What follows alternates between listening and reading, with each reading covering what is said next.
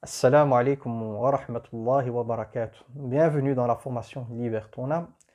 Euh, on est en période de confinement, donc voilà, je me débrouille pour essayer de filmer le reste des cours comme je peux. Donc je n'ai pas mes classes, donc voilà, je dois me débrouiller ici dans une chambre qui a été entre guillemets aménagée pour mes cours. En fait, elle n'a pas été aménagée, c'est moi qui me suis placé près du mur, installé par terre. Et voilà, je vais me débrouiller avec les moyens du bord. Alors je vous ai mis un schéma ici en face de moi pour faciliter la, la transmission des informations et la compréhension de ce qu'on va faire aujourd'hui.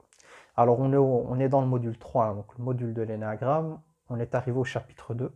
Cette fois-ci, on va rentrer un peu plus dans l'énéagramme, dans la mesure où je vais vous proposer aujourd'hui, dans cette vidéo, d'avoir accès un peu aux termes qu'on peut retrouver dans l'énéagramme, c'est-à-dire à avoir accès aux concepts qui sont liés à l'énéagramme. Alors je vous rappelle que l'énéagramme est un outil qui présente 9 types de personnalités. C'est pour ça qu'on l'appelle énéagramme. Énéa qui vient du terme 9, énéa 9, et gramme point, parce que ce sont en fait 9 types de personnalités qui vont avoir des points de départ quant à la vision du réel qui seront différents. C'est-à-dire qu'ils ne partent pas des mêmes points. C'est pour ça qu'il y a un cercle qui est dessiné. Imaginez qu'on met au centre de ce cercle quelque chose, ben, en fonction de l'endroit où vous êtes, vous n'allez pas voir la même chose. Imaginons qu'au milieu, il y a un arbre, ok. Moi, de ma position à moi, je vais voir des choses que celui qui est en face de moi ne pourra pas forcément voir, et inversement. Pareil pour ceux qui sont sur les côtés. Imaginons que de mon côté à moi, je ne puisse voir que 3 branches de l'arbre. Si on me demande de le décrire, on me dit, ouais, mec, il a combien de branches cet arbre? Je vais vous dire 3. Alors que la personne qui est en face de moi, elle, devant elle, elle a la possibilité de voir une quatrième branche qui se dresse devant elle. Donc elle va dire 4. Non, 3. Dire, mais non, il y en a 4, tu ne vois pas ou quoi? Mais je dis, non, c'est toi qui ne vois pas, il y en a 3. Imaginons qu'il y ait quelqu'un, voilà, à 90 degrés, peut-être que cette personne en voit 5. Parce que au niveau de son angle, elle peut voir une branche en plus. Elle va dire, non, non, vous trompez les amis, il y en a 5. Et puis voilà, celle en face de moi, elle lui dit, mais tu dis n'importe quoi, il y en a 4. D'où elle est où la cinquième? Et moi, je vais dire, mais vous deux, vous dites n'importe quoi, il y en a 3. Donc, par cet exemple, ce que j'ai envie de vous amener à comprendre, c'est que notre perception des choses, notre perception de ce qu'on appelle le réel, qui est tout ce qui est, qu'on le perçoive ou non, tout ce qui existe, donc on va l'appeler le réel. Puis il y a la personne qui est moi, je vais percevoir des choses de ce réel. Ma perception de ce réel, on va l'appeler la réalité. Mais ce qu'il faut savoir, et je l'ai expliqué dans un épisode, c'est que cette perception que je vais avoir de ce grand réel qu'on appelle réalité sera une perception qui sera faussée par mes filtres et par ce que je suis capable de moi voir et de percevoir. Mais une autre personne, et je donnais l'exemple avec l'arbre, est peut-être en mesure de voir des choses que je ne vois pas. Donc elle aura une autre représentation de la réalité. Et donc le problème souvent en communication, dans la communication avec les personnes, c'est que les personnes n'arrivent pas à comprendre que quand on communique avec quelqu'un, le quelqu'un ne voit pas forcément les choses, n'a pas la même perception de la réalité que la nôtre. Et même pour l'usage des mots, c'est pareil. Les mots que je vais employer, j'ai eu récemment le coup, je suis dans un groupe de discussion avec des gens voilà, dans un groupe où il y a beaucoup de diversité, et des fois on a des débats sur des thèmes de société ou de religion ou autres, et j'ai pu me rendre compte que l'usage des mots que la personne, notamment qui débattait avec moi, et mon usage du mot, son usage et mon usage, on n'était pas sur la même longueur d'onde. Pourquoi? Parce que son emploi du mot n'est pas le même que le mien. Alors ce que j'ai fait pour pouvoir nous mettre d'accord, pour éviter qu'on se perde, c'est de revenir au dictionnaire. Donc je lui ai fait une capture d'écran du dictionnaire sur le mot que j'ai utilisé parce qu'il n'était pas d'accord. Il disait non, ce mot ça veut dire ça. Moi je disais non, quitte-moi, non, ça ne veut pas dire ça, ça veut dire ça. Donc on a commencé à débattre parce que lui il avait une vision du mot, moi une autre. Qu'est-ce que j'ai fait? J'ai fait une capture d'écran d'une définition d'un dictionnaire de qualité, je lui ai envoyé. Et puis j'ai dit maintenant si tu veux on discute, qu'on définisse d'abord le mot. Est-ce que tu es d'accord sur cette définition-là? Si tu es d'accord, alors on peut continuer la discussion. Parce que si on ne se met pas d'accord sur la réalité que tu mets derrière le mot, on ne va pas pouvoir s'entendre. Et ça, je l'ai aussi des fois quand des personnes viennent chez moi et me racontent un peu leur histoire. Je remarque que, par exemple, un exemple très simple, que des mots des mots anodins, des mots de la vie, des mots très simples, ne sont pas perçus de la même manière en fonction de l'histoire de la personne. Je vous donne un mot très très simple qui est le mot papa. Le mot papa, c'est tout ce que ça veut dire papa. Mais la valeur sentimentale qui est accordée à ce mot, l'histoire qu'on peut accorder à ce mot, parce que c'est pas un mot neutre pour nous les humains. Le terme papa n'est pas un mot neutre. Le terme papa nous renvoie à une histoire familiale, nous renvoie vers notre enfance. Et donc, automatiquement, ce mot dans notre psyché, dans notre âme, il est teinté de cette histoire. Et donc, mon rapport au mot papa ne sera pas le même que quelqu'un d'autre et n'aura pas les mêmes effets sur mon psyché. Et donc, de nouveau, ça peut nous amener dans des échanges à ne pas nous comprendre. Le terme parent, c'est pareil. Souvent, pour ceux qui connaissent un peu donc, la religion, ils savent que dans notre religion, les parents ont une très très grande place. Après notre Créateur, ce sont les parents, leur droit du respect et tout ça. Et ça, c'est clairement écrit dans nos textes. Mais ce que certains oublient, et moi, je suis sur le terrain, donc je peux le voir, c'est que oui, nous avons des textes qui parlent du respect des parents. Oui, c'est vrai, les parents ont une place particulière. Mais il faut savoir que le mot utilisé dans le Coran, la réalité que le Coran nous dépeint et à laquelle il nous renvoie pour le respect des parents, n'est pas forcément la même réalité que vivent certaines personnes. Ça veut dire que le Coran Karim, il nous donne le mode d'emploi à avoir, si on peut dire le mode d'emploi, plutôt le comportement à avoir avec les parents. Mais les parents qui sont compris dans le Coran, c'est des parents entre guillemets normaux. C'est-à-dire que ce sont des parents qui sont de vrais parents, si on peut dire ça comme ça, c'est-à-dire avec des mots plus clairs, des parents qui ne sont pas persécuteurs, qui ne sont pas toxiques, qui ne détruisent pas leur enfant. Donc le Coran, quand il nous parle des parents et du mérite des parents, c'est qu'il leur accorde ce qu'ils méritent comme droit par essence. Mais il faut savoir qu'il y a des cas dans la réalité, où il y a des parents qui ont détruit leur enfant, il y a des parents qui ont brisé des enfants, il y a des parents qui ont fait des choses très très graves avec leurs enfants. Donc comment voulez-vous que ce type d'enfant-là puisse être à même de comprendre le sens voulu par la parole coranique du fait de prendre soin des parents? Il va falloir déconstruire déjà sa manière d'avoir accès à ce mot, c'est-à-dire lui expliquer que, ok, quand le Coran il parle de ces parents-là, n'associe pas tes parents au mot voulu par le Coran. Le Coran, quand il parle des parents, mais ce sont des parents qui ont certaines caractéristiques. Quant à toi, le type de parents que tu as connu, voilà ce qu'ils ont fait de toi. Ici, on parle de parents persécuteurs injustes. Donc, en plus d'être parents, ils ont une deuxième caractéristique. Et toi, tu as associé cette caractéristique. Et la caractéristique qu'on pourrait rajouter, c'est persécuteur, injuste, etc., etc. Et donc, de ce fait-là, on ne parle plus des mêmes parents que ceux qui sont dans le Coran. Ça ne veut pas dire, parce que je dis ça, qu'il faut leur manquer de respect ou quoi que ce soit. C'est pas ça que je dis. Mais ce que j'essaye d'amener à comprendre, c'est que nos rapports aux mots, quand on communique avec des personnes, quand on discute avec elles, on ne discute pas forcément de la même réalité. Raison pour laquelle on peut se prendre la tête. Il en va de même quand on parle, par exemple, il m'arrive aussi d'avoir l'occasion souvent on me demande d'agir comme médiateur de couple.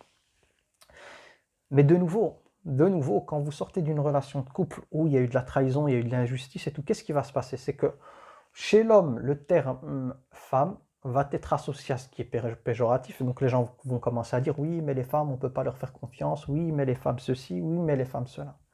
Donc ils vont donner à ce mot femme, à cause de leur histoire, leur expérience, ils vont mettre tout, donc voilà, le mot femme. Donc toutes les choses qu'il a vécues, il va l'associer au mot femme. Alors que le mot femme, il est innocent de cette réalité-là. C'est pas le mot femme qui a un problème, c'est la personne avec laquelle il était marié qui a posé problème. Elle a un nom, un prénom, un nom de famille. Mais le mot n'a rien à voir avec.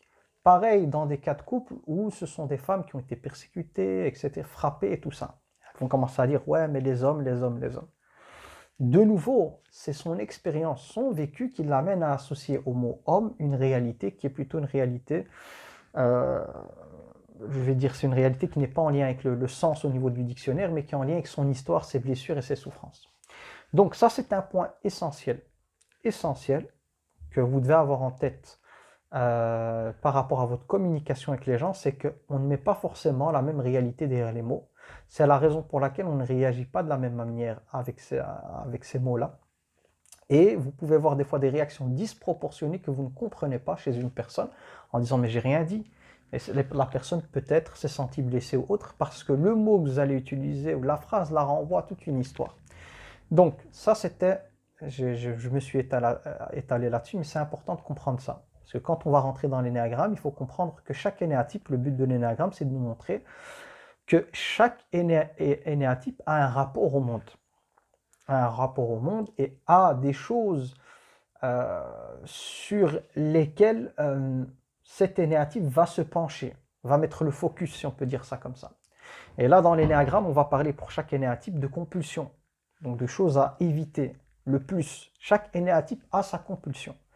On va parler aussi pour chaque énéatype d'une vertu, ce vers quoi la personne tend lorsqu'elle est alignée avec elle-même et que le travail en développement personnel, il est bien fait. On va aussi parler de la passion, pas passion dans le sens du hobby, mais la passion, c'est vers où peut aller cette personne si elle se laisse prendre par les côtés obscurs, les côtés sombres de son être.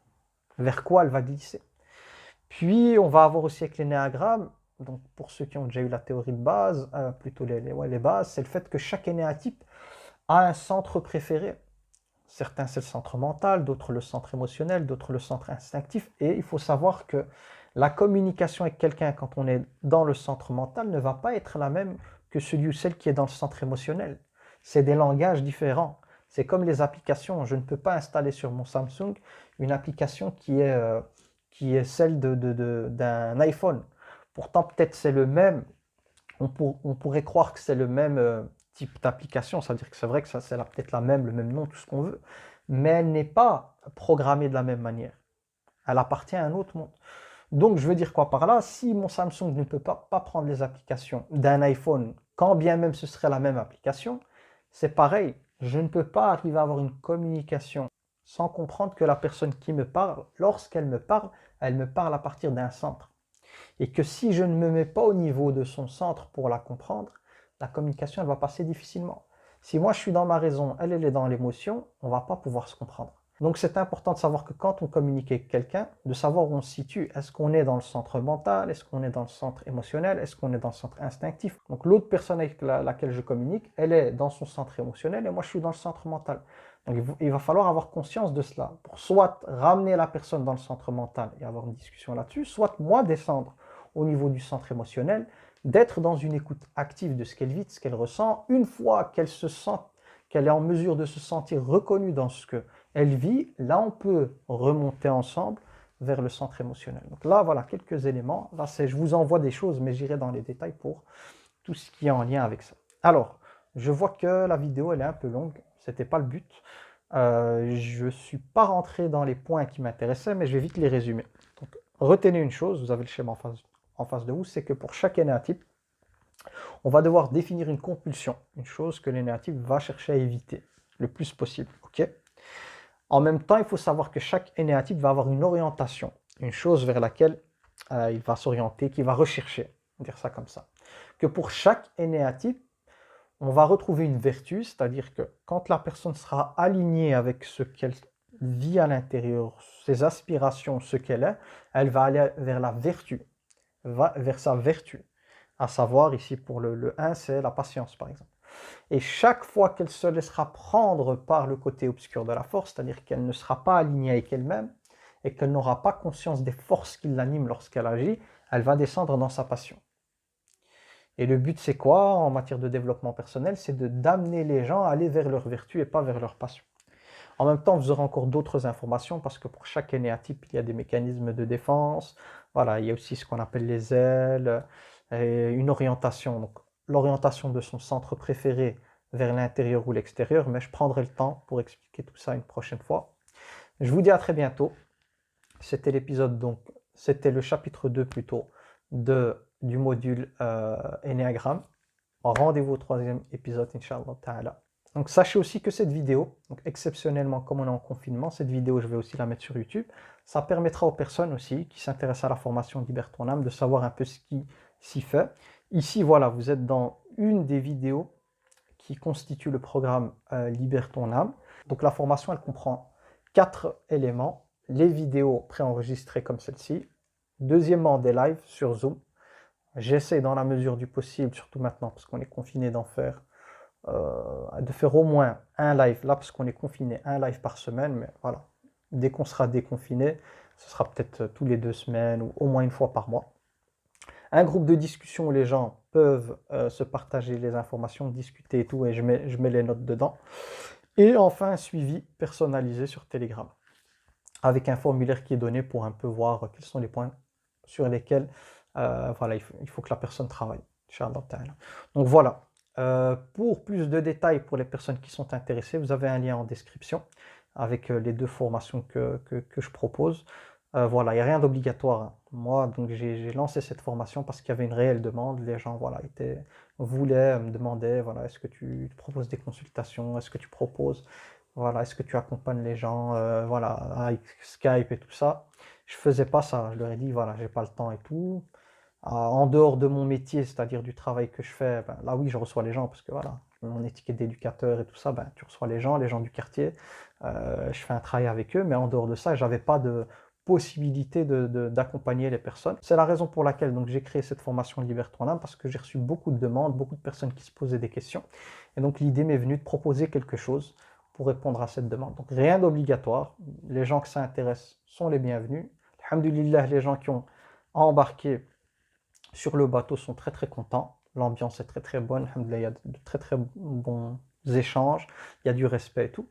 Et donc voilà, on est en voyage. Donc tout le groupe est en voyage. Ils m'ont désigné comme capitaine. Et voilà, on verra ce qu'on va découvrir ensemble, hein, parce que c'est un vrai voyage. C'est aussi un voyage pour moi. Et j'espère, Inch'Allah Ta'ala, que ce voyage sera le plus riche du monde, Inch'Allah. À très bientôt. Subhanakallahumma wa bihamdik. Ashhadu an la ilaha illa ant. Astaghfiruka wa atubu ilayk.